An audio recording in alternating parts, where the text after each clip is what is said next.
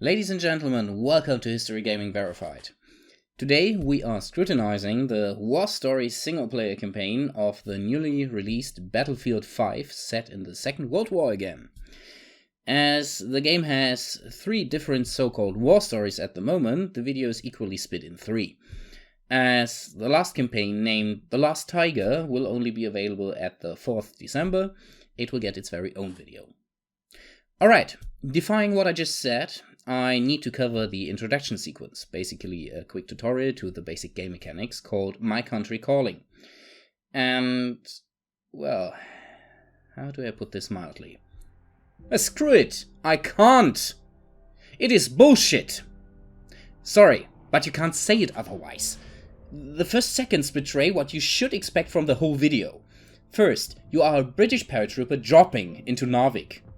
There weren't any paratroopers. Second, if there had been any, they would not have worn US paratrooper gear, as the British paratroopers had their own uniforms and equipment. Third, they would not have jumped from freaking C-47 Dakotas from the US.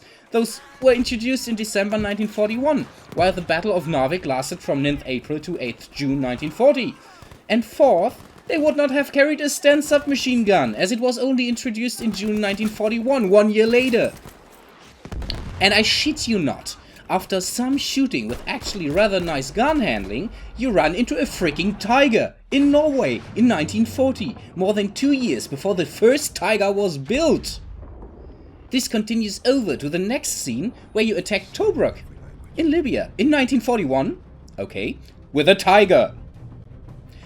That itself is bad enough, but on top of that, the Brits are fielding M4 Shermans, introduced in the US in February 1942, and a T-34 Calliope, introduced in 1944, and never used by the British as far as I know. Bam, next scene. Welcome to Kasserine Pass in 1943, behind enemy lines with the tirailleurs Senegalese. This one might actually be somewhat correct. Though this is not how the Kasserine Pass looks. And the Free French forces weren't deployed directly at the pass, but on the left flank of the US forces, though some had fallen back with the Americans, and small units were mixed together and thrown in the way of the Axis units, for example Nick Force.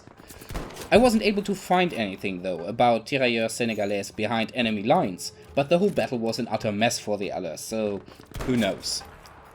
The scene switches again. Now we are flying a Bf-109G, most likely, over Germany in 1943 and have to fight against a British bombing raid on Hamburg. There are several mistakes with this short sequence. First of all, the unit we fight against is apparently squadron number 114 that was operating in the Mediterranean theater in 1943. Next is they are flying Blenheims that weren't used for bombing raids on German cities since 1940. Next up, this is a daytime attack. The Brits weren't attacking in daylight basically until the end of the war.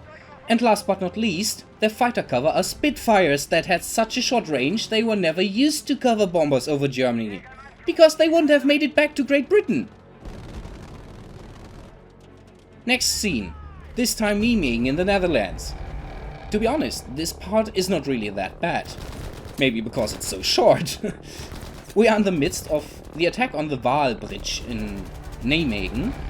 And while doing so, V1 drops, more or less, on your head. Well, don't get me wrong here, I think there were V1 fired at the bridge after it was captured, but certainly not during the battle. The V1 was a strategical weapon, namely the first cruise missile, of very, very limited influence on the war, and it was simply not possible to use it as a battlefield weapon. Alright. This was only the prologue or tutorial, and we are pretty much done with the game, right? Well, I think I know you, my fellow viewers. Apparently, you like face palming and hammering your forehead on your desk in horrified exasperation, so let's continue with this mess, shall we? The first war story, Under No Flag, is set in 1942 in North Africa and is about a British criminal who joins the Special Boat Service. Besides him being a whiny little bitch, he's also absolutely useless. Alright, after canoeing ashore from HMS Sussex, which spent 1942 either in dock after an air raid or in the Atlantic, your mission is to destroy some Stuka dive bombers on a small German airstrip. On the way to the airstrip, you come across some nice weapons, the first one being the Commando Carbine, aka the Delisle Carbine. No idea why the Germans have it, but this one is actually an authentic weapon of the time. The next one sadly isn't. A Sturmgewehr 44 in 1942 in North Africa. Seems legit. Granted, the prototypes from Henel and Walter, the Maschinenkarabiner 42W and H, were both tested in the field in 1942, though only on the Eastern Front. After placing the bombs, you sadly notice your own idiotic character, Billy, screwed it up, and you have to take down the airfield guards and 3 German planes with an AA gun. No need to talk about the authenticity of this, I think. On we go. After Billy screwed everything up, the 2 SBS soldiers head deeper into German-controlled territory, and Billy has to take down 3 critical installations.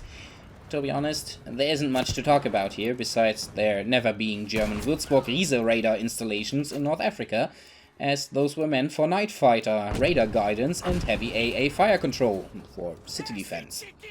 Oh, and of course Billy screws it up even more, calling HMS Sussex to please not depart without them, and alerting every German to their position. You would think they trained them recruits in radio discipline and such. In the end, the 2 special boat servicemen decide for a last stand. I wonder why they did not return to their canyons. Or where the other 2 guys from the beginning went. However, after we fight off some waves of German infantry, Stuka dive bombers, Stuka zu Fuß, Wolfgang 40, and Panzers, you get rescued by HMS Suffolk and the Royal Air Force. As far as I can tell, the equipment shown in this mission is more or less authentic, though the mission itself certainly isn't. Oh, you're still with me? Astonishing! Well, it's time for war story number 2. This time set in occupied Norway in 1943 and called Knotless Norwegian for Northern Lights. You are the sole remaining resistance fighter of a small commando unit that tried to sabotage a heavy water plant that the Germans use for their nuclear weapons project. Apparently, everyone save for 1 fighter was killed and the technician captured, so you now have to free the technician and sabotage the plant. As you can see, the whole installation closely resembles the real Mork hydroelectric plant that was first sabotaged in 1943 and later destroyed by bombers. A nice authentic thing in this mission is the use of cross-country skis. The real 10-man strong Norwegian commando unit that sabotaged the Mork facility relied heavily on these to move quickly through the snowy and mountainous Norwegian countryside. Though I would be surprised if anyone would have used the long cross-country skis like the player character does. Now, you sneak up on the facility, or go in guns blazing, and again, you will find some rather strange weapons here, including a Bren, a silenced Colt M1911, again the silenced Kar98K, as also the Czech ZH29 semi-automatic rifle. As in North Africa, these are rather strange weapons for the Germans to have, but otherwise the mission is fine, until you free the technician. When you start sabotaging the plant, you run into a flamethrower soldier. Rather unrealistic, as these things were extremely heavy, unwieldy, and certainly not the right weapon to defend an incredibly important facility that should not be damaged at all. On top of that, these guys eat a whole lot of bullets. Yay! Very authentic, thank you dice. And don't get me talking about the drop from the bridge. Now, how the hell did she survive this, more or less unarmed?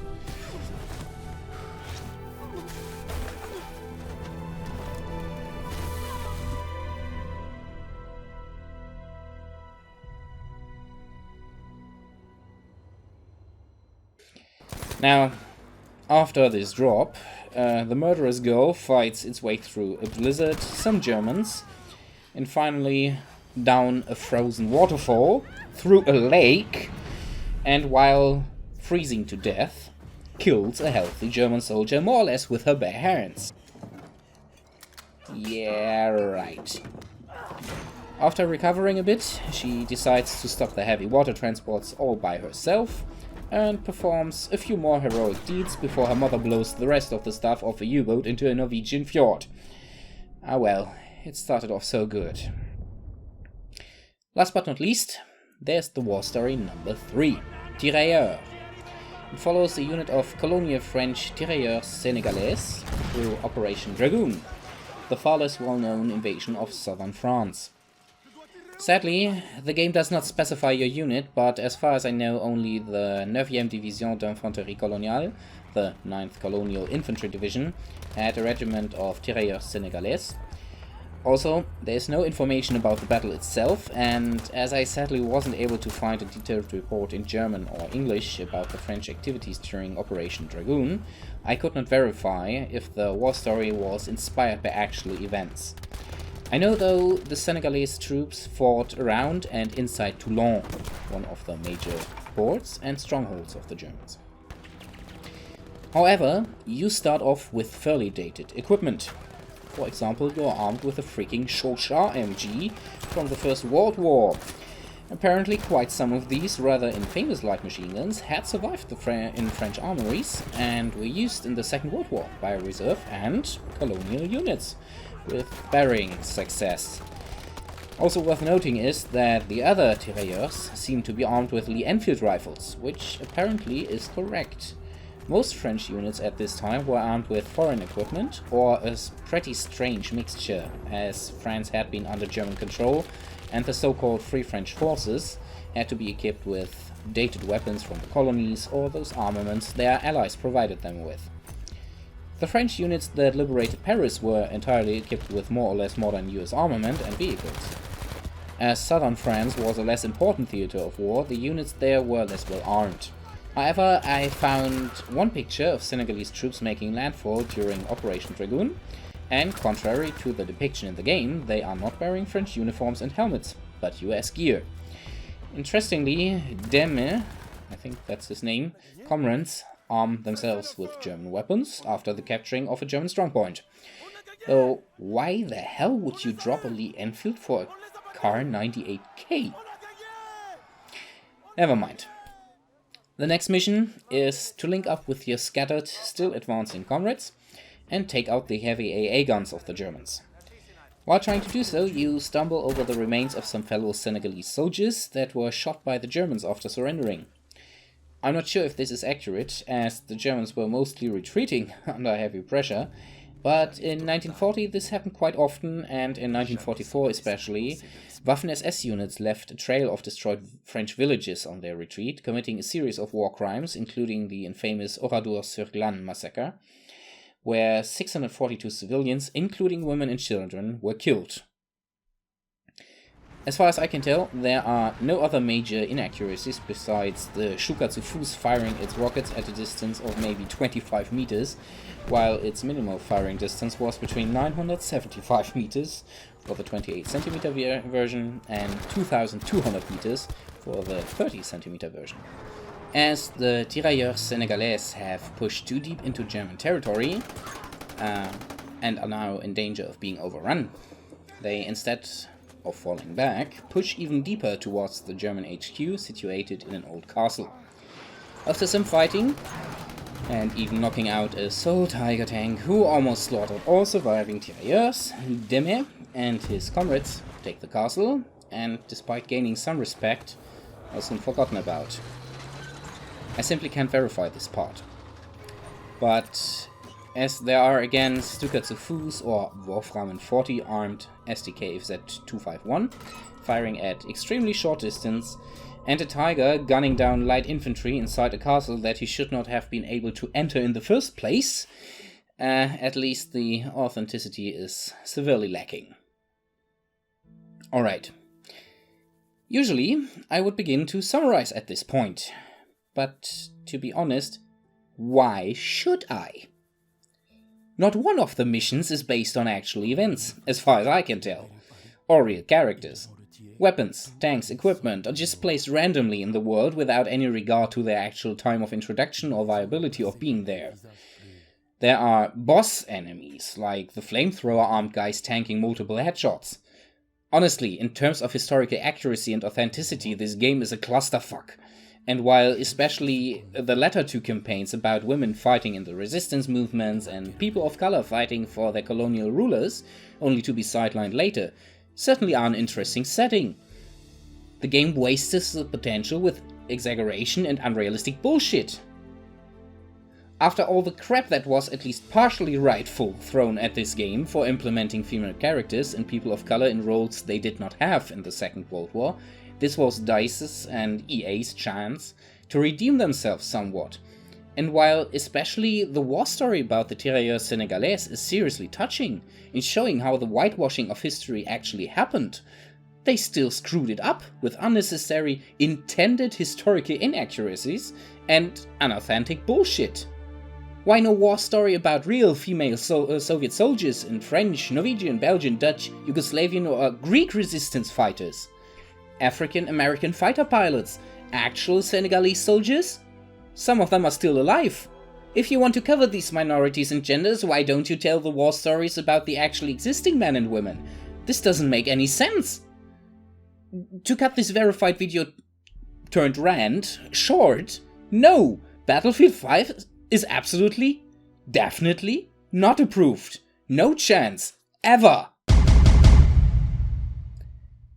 Wow. Thank you to everyone who actually managed to watch this to the end. At this point, I want to thank you, my awesome first patrons, especially Techno, and MHG's patrons Jack Ray and Gotchalkos, who all three sent me some highly useful books about the Second World War and the Romans. Greatly appreciated. On other matters, I apologize for delaying the last Weapons Verified episode on Call of Duty World at War. It's coming soon, I promise. Now, if you want to know if the direct contender, Call of Duty World War II, fared any better, just click right here. And if you actually want to support me directly via Patreon and gain access to my Discord channel, click right here. Every bit helps. Please consider leaving a like, a comment, or even subscribing, and see you on the next video.